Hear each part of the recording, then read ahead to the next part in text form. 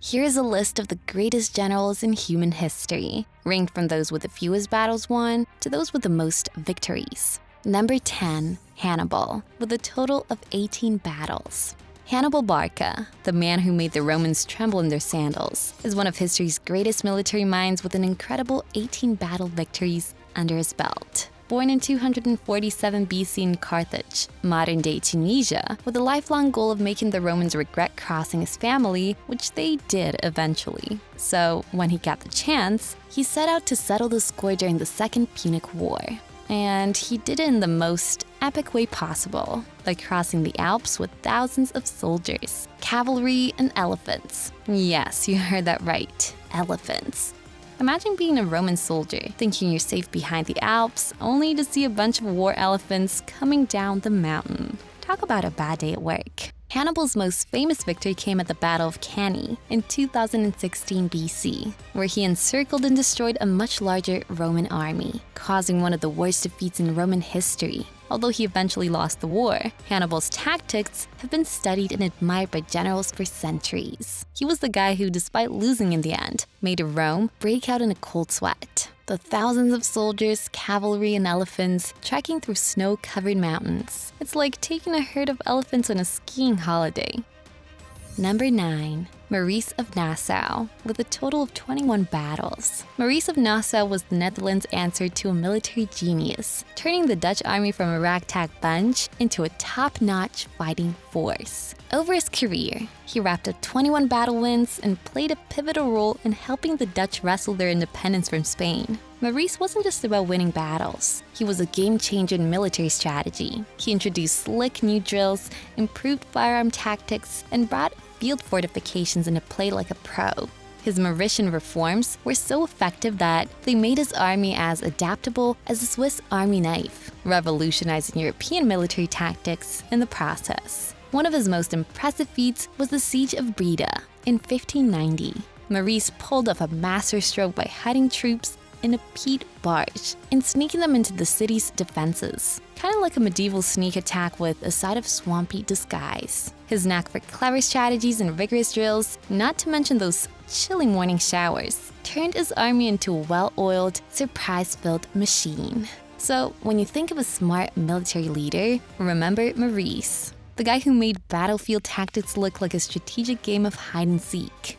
Number 8. Alexander the Great, with a total of 22 battles. Alexander the Great was like the kid in school who aced every test, won every race, and still had time to conquer half the known world just before lunch. He was born in 356 BC and was personally tutored by the great Aristotle. When he wasn't busy quoting philosophy, he was out conquering Persia, Egypt, and wherever his horse chose to take him. His favorite hobby, winning battles. He sure never lost one, which is quite a lot to take in considering he fought everywhere from the desert of Egypt to the mountains of India. One of his classic moves was at the Battle of Gaugamela, when he pulled a classic gotcha and outflanked the massive Persian army. But Alexander didn't stop at conquering.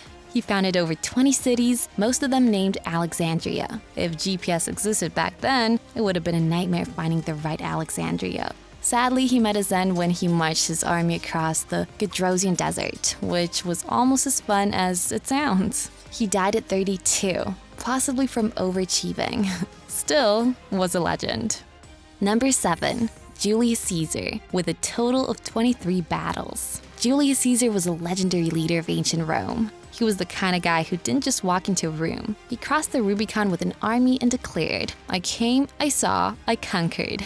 He was a politician, general, and basically an all-around goal-getter who was born in 100 BC. He decided that ruling Rome as part of a trio, first triumvirate, wasn't enough. He wanted the whole pie. Caesar was famous for his epic military conquests and political savvy, winning a whopping 23 battles. His expansion efforts turned the Roman Republic into a colossal empire. One of his big wins was the conquest of Gaul, where he spent about 8 years basically conquering everything that moved. It wouldn't be so surprising that he was a master PR, seeing that he documented every single detail of his conquest, making sure everyone in Rome knew just how great he was. But his bold move came in 49 BC, when he crossed the Rubicon River with his army, effectively declaring war on the Roman Senate. That's like walking into a board meeting and saying, "I am the CEO now." This led to a civil war. Of course, Caesar won. He was named dictator for life, but that life didn't last long.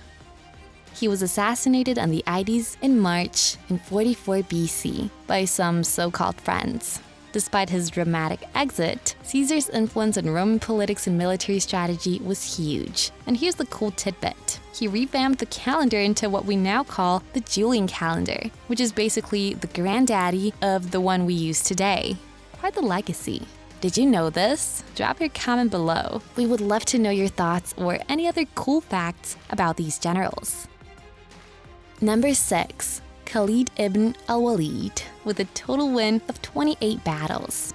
Khaled ibn al-Walid, famously known as the Sword of Allah, was like the Islamic world version of a superhero. Never lost a battle, always made the right move, and could change the tide of war with a single flick of a sword.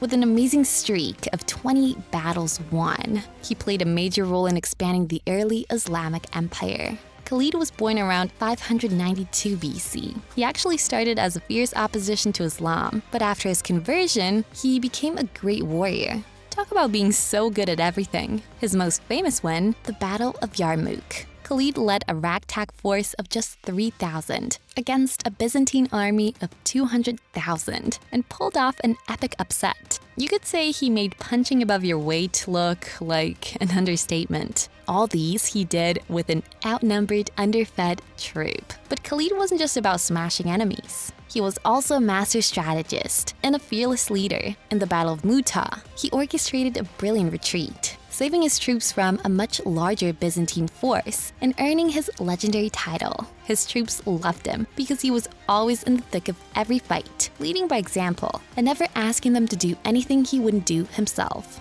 He was so good that Caliph Abu Bakr once said, "Women will no longer give birth to the likes of Khaled." Yet despite his unparalleled success, his career ended abruptly when Caliph Umar, worried that people might start believing Khaled was the real reason for the victories, took him out of command. Khaled spent his last years wishing he had died in battle.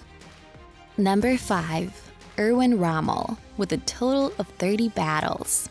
Irwin R RL, the Desert Fox, was the World War II general who could outfox anyone on the battlefield. With over 30 battle victories under his belt, he could turn a losing hand into a winning one. Rommel was born in 1891 and was a rising star in German history during World War II. He made the sand dune look like a jungle gym, moving his Africa corpse around with such speed that it felt like they had a teleportation device. Even the British had to admit that Rommel was darn good at his job. Despite fighting for Nazi Germany, Rommel wasn't a fan of executing Jewish people and had the guts to say no to those orders. It's like he was the unexpected hero in a plot full of villains. Things took a dramatic turn when he was linked to a plot to assassinate Hitler. Imagine a real-life Mission Impossible moment. While his involvement was murky, Hitler never one to shy away from drama, forced Rommel to commit suicide in 1944. His life ended in a twist more surprising than a season finale, leaving a legacy of a brilliant, honorable commander who played by his own rules. Number 4. Duke of Wellington, with a total of 39 battles. The Duke of Wellington, or Arthur Wellesley if you're feeling formal, was Britain's ultimate Napoleon buster. His claim to fame, the Battle of Waterloo in 1815, where he put an end to Napoleon's rule and basically said thanks but no thanks to the French emperor's ambitions. He was a calm and collected type. Think James Bond, but with a musket instead of Walther PPK. At Waterloo, Wellington played the battlefield like a pro gamer. He placed his troops on a ridge and used reverse slopes to keep them out of the line of fire. You imagine it could be something out of a skiing manual. It's like he was using some top-secret, ancient military strategy playbook that only he had access to. He was so good at holding the line that Napoleon must have wondered if Wellington had superglued his army to the ground.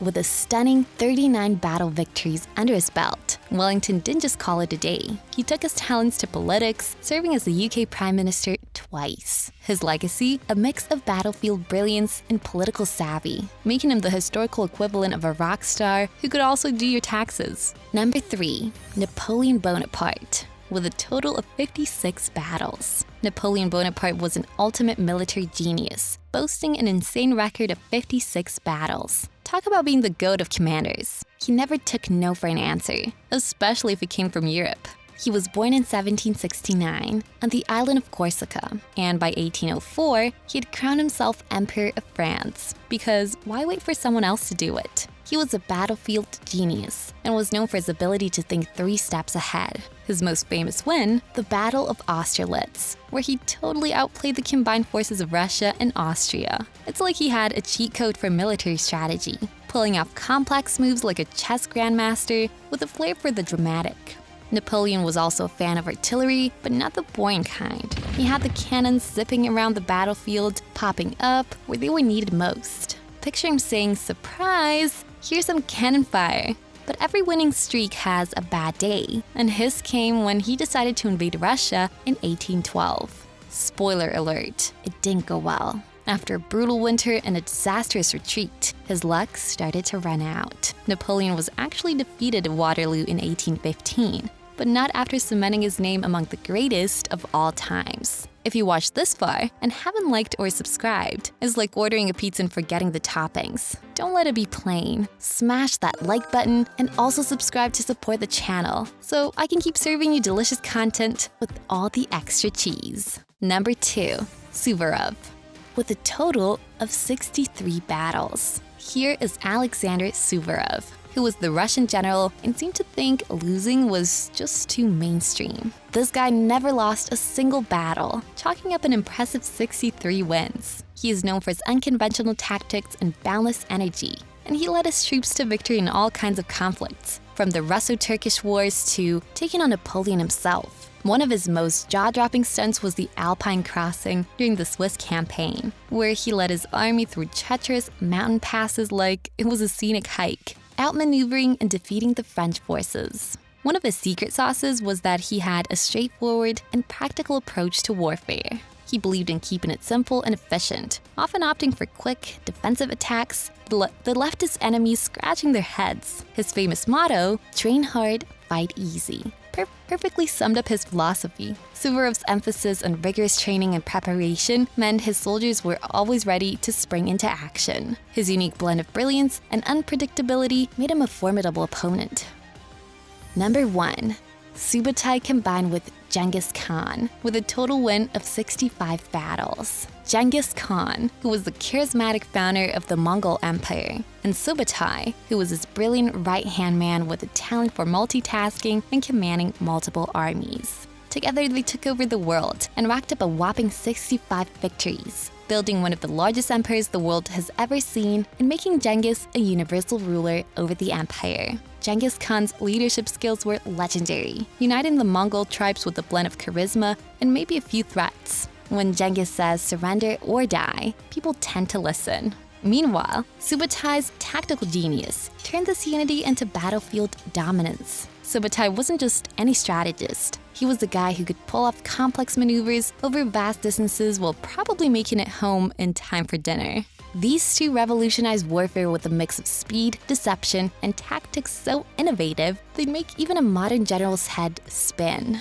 One of their greatest hits was the invasion of Europe, where Subutai led a series of raids that showed off the Mongol army's unmatched mobility and discipline. Picture it. Armies moving so fast, they probably had ancient versions of speed tickets. They didn't just fight, they messed with their enemies' heads. Victories often came before the first arrow was even shot. This dynamic duo was unbeatable, adapting to and outsmarting opponents left and right. Together, they carved their names into military history and left a mark in the world that's still pretty impressive today. And that's a rundown of some of the greatest generals in human history. Their stories aren't just about battles and strategies, but also about resilience, determination, and the will to overcome adversity. The moral of the story is to beware of smooth talkers. They could lead you to some really great victories and sometimes your end.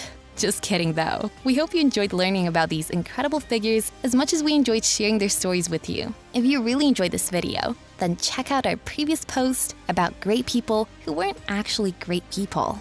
See you in the next video.